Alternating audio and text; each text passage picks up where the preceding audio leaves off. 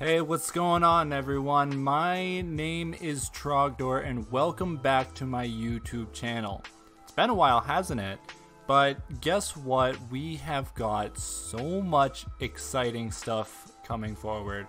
I have a very fun video for you today. This is my PTL draft analysis video. It's been a long time coming. This league has been in the works for like a couple months now. It's a long time coming, but it's gonna be grand. It's gonna be amazing. We have got some seriously fun stuff coming through.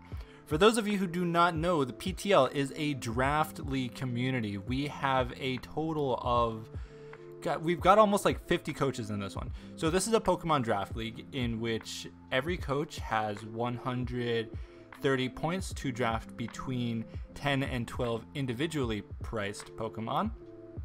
Everyone has a unique team. It's really interesting. There are a total of 3 divisions in the Pokemon Tri League. So yeah, hence Tri. You know, we've got Division 1, we've got Division 2, and we've got Division 3. Pretty straightforward. A lot of the D1 people are coming over from the NSTL, and most of D2 and D3 are pretty new. Some D2 are also from the PTL, not PTL, NSTL. This is the PTL. Good job with words, Trogdor. A lot of people who are either returning or were somewhat lower in the bracket in NSTL are going to be in D2, and D3 is almost entirely newcomers. So you've got a total of 48 people. There are 16 of us per division. That's a lot. So, you know, a lot of videos to catch up on. A grand total of 15 weeks of battling in this league. Holy crap, on a Sunday morning, which is hopefully when you're watching this. So, yeah, gonna be a really fantastic league. So, about the draft, we have a grand total of 130 points. Every Pokemon is individually priced, and it goes in like a snake order. So you go 1 to 16, and then 16 to 1, so on, etc. While the budget may seem high, we have increased the price of a lot of Pokemon. I say we because I'm part of the committee on literally everything. I help run this league, but you know, that's not really a big deal. We have Pokemon as expensive as 20 points, as you'll see later. That, you know, that's a huge chunk of your budget already, and presumably your first pick. There are Pokemon, because there's such a power creep, we need to have some really expensive Pokemon things, you know, like Landorus, Incarnate, and Therian, the Mega Latias, Mega Mawile, Celesteela, Aegislash. We have just so much ridiculously powerful things in this league. Enough, hopefully, for 16 individual people to draft really good teams. And of course, we've got, you know, budget stuff like Yanma and other memes, which hopefully we'll get to see later on in this draft. I was very lucky to have come into a very large sum of money to bribe the original, like, random number generator to give me the #1 spot. So I have the #1 spot. Originally, like, you know, it was going to go to some sort of, well, we didn't really know what was going on with the draft order until one day, you know, we were just given a list of like, okay, Trog, you've got #1. And I'm like, what? So yeah, you can call it rigged or whatever, but I got the #1 spot, and I'll be honest with you, I was not prepared to plan my draft around this. I had a few specific plans in mind, all of which the first couple rounds depended on me kind of seeing what was going first, what people wanted to get, and then kind of not really sort of building a anti-meta draft, but that didn't happen. I got the #1 spot. So I want to say that I was actually at work when it was like, Trog, pick right now. And I'm like, I'm not ready for this. I'm about to go on vacation for a week, and I have absolutely no draft plan based on this, but it was like, Trog, pick. So I went ahead and got Aegislash. This thing did not exactly do well in the NSTL. It swept me, of course, and it's very heavily prepared for, but it's still like the best Pokemon in existence in terms of like the standard metagame. It's not a Mega Rayquaza, but I mean, come on. In terms of like standard play, it's been one of the best things around. So I intend to abuse the living crap out of this Pokemon and just demolish every single team with it. It is that good of a Pokemon that I can tailor its set according to my opponent's draft. Because the lovely thing about Aegislash is it used to be an OU that it's like, depending on your set, your opponent likely had one counter to it. Most teams will have maybe 1 or 2 counters to it. So I can build the set around that and accordingly, and just, there's so many amazing things that Aegislash can do. I already have so many fantastic plans for it that you will get to see. So that's Aegislash. It's a Ghost Steel type with redonkulous base stats, and it cost me a grand total of 20 points to draft this, so that is already 2/13 of my budget gone. I don't know what that it is in percentage, but come on, I'm a math major. Why should I know that? So that's expensive, but it's so well worth it because, yeah, come on. King Shield, stance change, it's effectively got 150 base stats across the board, so it's really great. My plans from here on out were just kind of thrown into a jumble. There are a few things that I wanted specifically, but I knew that first I needed to get some things around Aegislash. An important thing for me to pick up was a bulky fighting type. I also kind of wanted Tyranitar because that thing is amazing. And I had a Mega in mind for a few rounds down, and I knew I needed to build up a really solid Dragon Fairy Steel Core. So on my wheel, I was kind of planning on grabbing Tyranitar and Buzzwole, but that didn't exactly happen. So instead, I went ahead and kind of got a hybrid of those two. So I grabbed Terrakion. This is a fighting rock type that the whole purpose of Terrakion is to eat every single dark hit for days. The justified ability is fantastic, which really punishes my opponent for using dark type attacks. Knockoff is an extremely powerful move. Pursuit is really gross. Dark Pulse is super spammable, and there are so many good offensive dark types in the league format that Terrakion will do a fantastic job of punishing those dark types that want to switch into my Aegislash. So they've got to be careful. When I've got Aegislash in and I've got Terrakion on the back, be careful, because I will switch in and get that +1 and completely wreck your face with Terrakion. Terrakion has respectable speed in 108 and a ridiculous base 129 attack stat. I made Terrakion one of my Z users, which means I can get 100% accurate rock move that has like 200 million base power and is insane. This is not a Pokemon that I've used before, so it's going to be an interesting challenge for me, but I think that it can do some really amazing work, and basically the more that I look at it, the more that I like it. It's going to do a fantastic job for me this season, I hope. It's very versatile in a lot of things, and it's just got really great stats and a fantastic ability and fantastic typing. So yeah, like I said, it's a Z user of mine, and yeah, Terrakion, the juggernaut himself. It went really great with the next thing that I got as well. Returning to my team is Latias. Latias was almost my MVP of the NSTL. It is a fantastic Pokemon, super speedy, super Spadef, Dragon Psychic type, so I've got that dark weakness again, but you know, Terrakion eats those for days. Levitate synergizes well with my other two Mons, both being kind of weak to Earthquake, so I can switch in on those easily.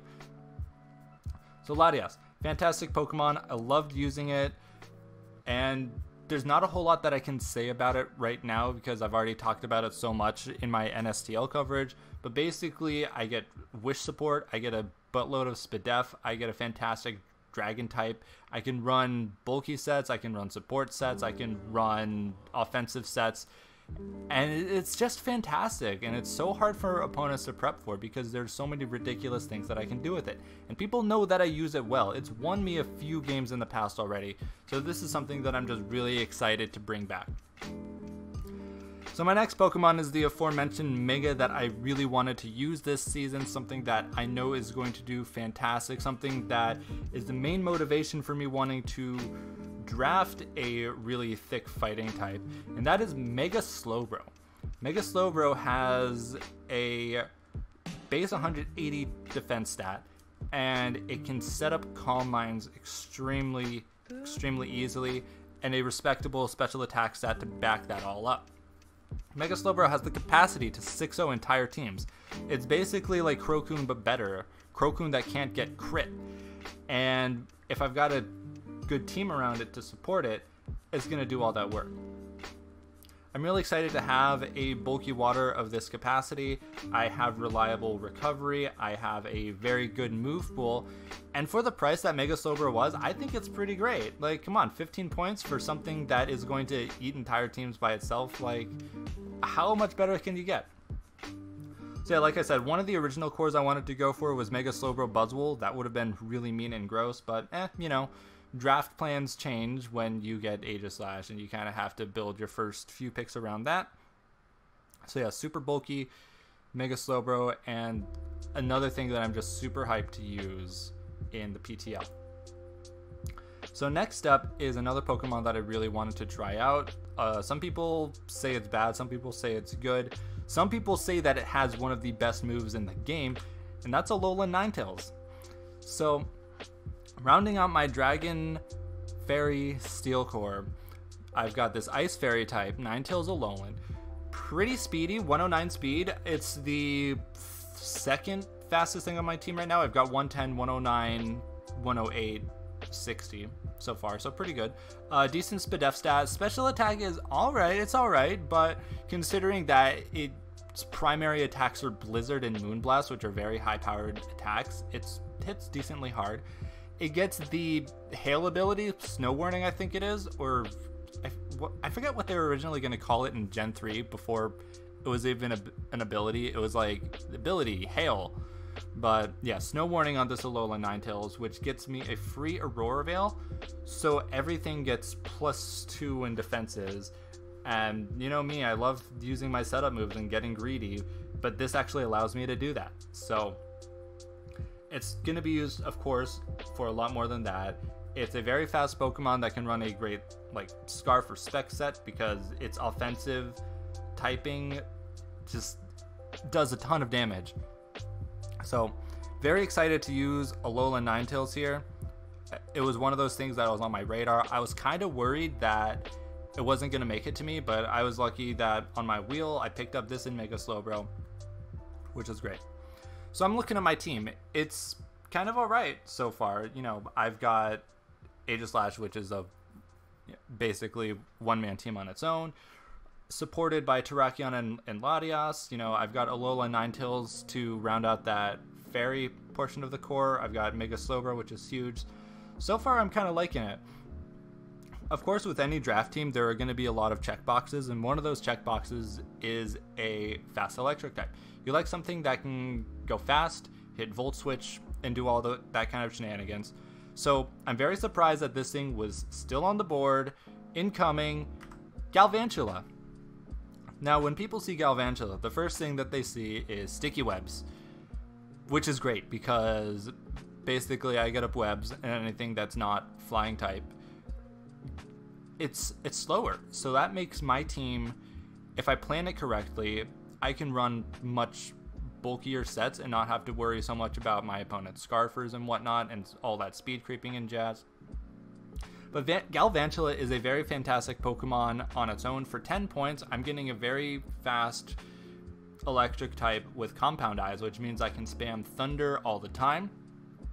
Sticky Web allows me to slow down my opponent's team to support the rest of my team, and it's a very respectable offensive Pokemon in its own right.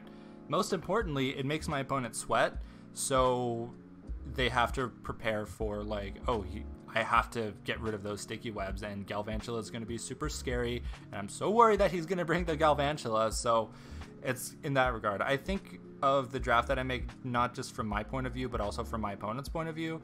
It's like, what the crap can I do against Trogdor's amazing team? Which, you know, so far in terms of all the teams that I've ever drafted in my life, it's alright, but, you know. So again, I'm looking at things, check boxes. I've got a couple rockers, or I think one rocker, but I've got good hazards. with Sticky Webs and Stealth Rocks. I've got one defogger so far, but that's not a... Well, Latias is a fantastic defogger, of course, but it's not a flying type, and everyone knows that bird spam is great. So I want something that can not only take advantage of my own hazards by way of punishing my opponent's removal of those hazards and some bird spam. We've got Braviary, a normal flying type. My last team I didn't have a normal type, which was kind of horrible. So I definitely needed that. And Braviary's ability Defiant is amazing because whenever opponent goes for defog, I get +2 attack. And it's already very powerful on its own with 123 base attack, backed up by a very good HP stat and some decent bulk. Above average, well, I don't know what average speed is these days, but it's got 80 speed, which there's a lot can be done with that, you know. It can outspeed slower things and hit really hard. Braviary hits hard. Brave Bird, Return, like 2 very spammable moves already, backed up by Stab and possibly like Choice Band or whatever. So, and +2 attack from Defiant. Like, you better watch out with that defog. You better let me keep my webs up, otherwise Braviary is gonna come in and sweep you. Like, be very careful about that. So Braviary is fantastic. I've seen people use it before, and I've always thought, like, man, I want to use that. Looks great. So Galvantula and Braviary, I think in that regard, went very well together in that wheel. By wheel, I mean there are two picks that I did like back to back. So I got Aegislash, and between that and my next pick was like 30 rounds. So it was like 400 years or whatever. But then I got 2, then another 30, then I got 2, and then another 30, and then I got these 2. So my team's looking, you know, it's looking all right. Getting a lot of those check boxes. I don't have a very good fire, water, grass score, but all the grass types are basically gone because everyone gets things like Tangrowth and Amoonguss, like, you know, round 1 or whatever. And I don't want to get something like Celebi that compounds my psychic weakness, which it was still on the board instead of going 2nd overall for some reason. So I wasn't really sure what I was thinking I needed to get next. I was just kind of looking into more budget things, see if I can round out everything that I wanted. I went ahead and grabbed Sharpedo because that's right, I wanted Dark Spam. I wanted to basically, if a team doesn't have, like, you know, basically a Terrakion, Dark Spam is extremely great to run through an opponent's team. And what better thing to do that than Sharpedo with its speed boost ability. So it's a dark water type with decent attack stat, half decent special attack, 95, you know, that's nothing to sleep on. 95 speed, backed up by speed boost. It's really fast, it's really sonic.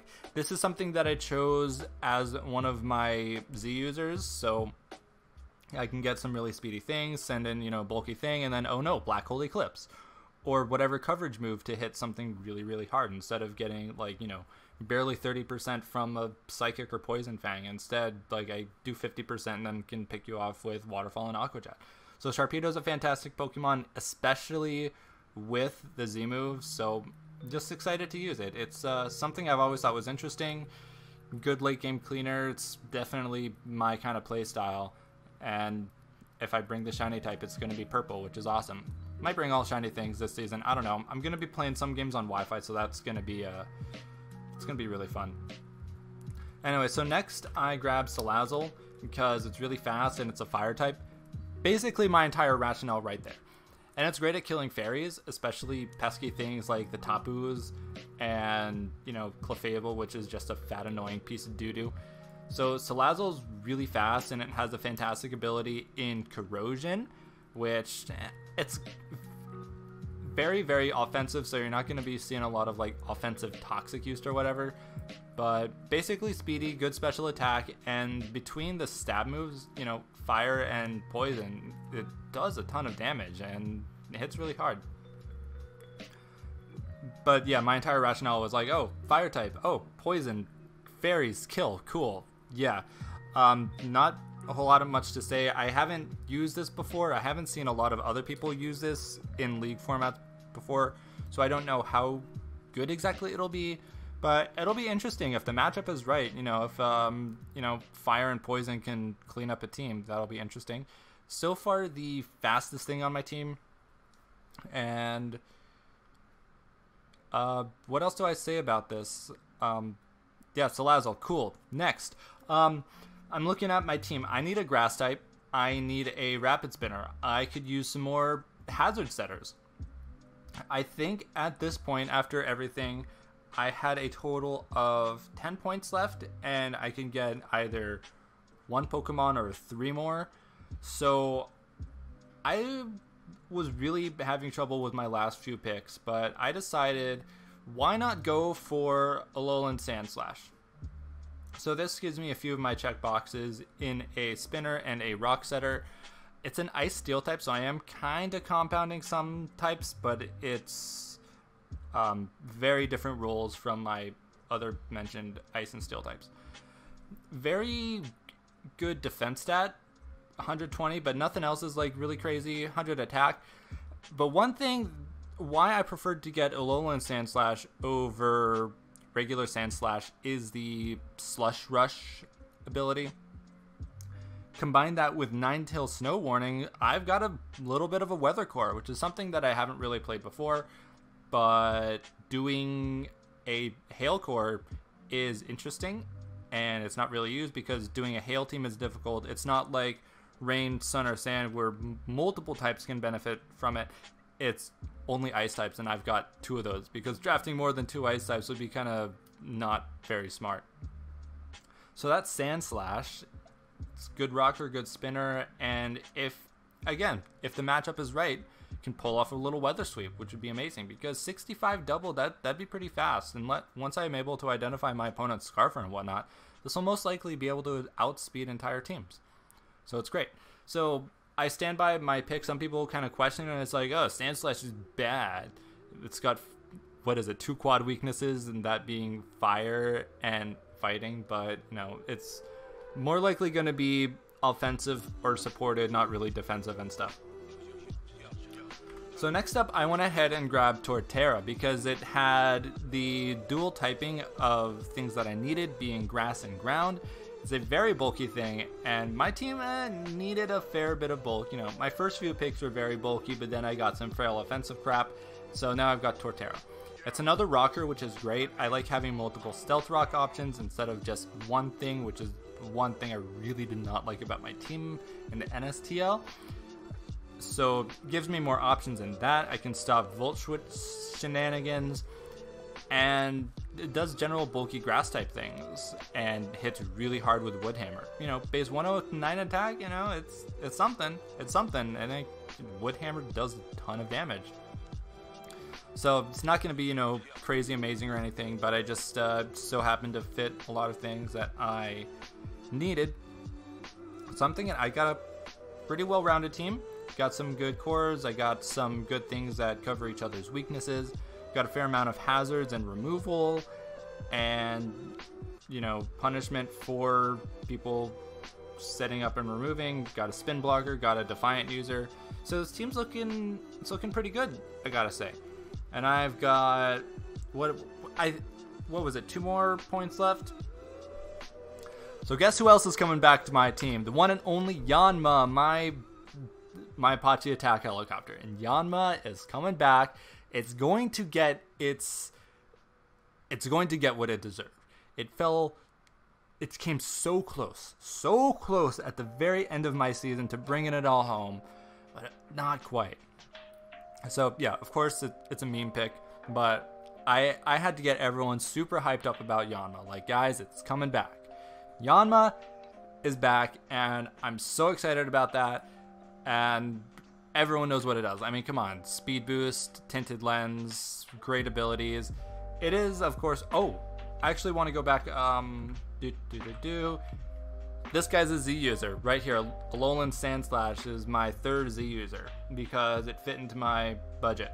Wanted to mention that because I was about to say that Yanma's a Z user, but no, it's not this time. So, but still... It's on my team. It's awesome. I'm definitely going to bring it, especially if there's one week I decide to meme. But yeah. Everyone, that is my draft it's pretty cool. I'm super excited to play with a lot of these things. I already have a ton of fantastic sets in my mind. There are going to be a grand total of 15 weeks to this season, plus potentially playoffs at the very end.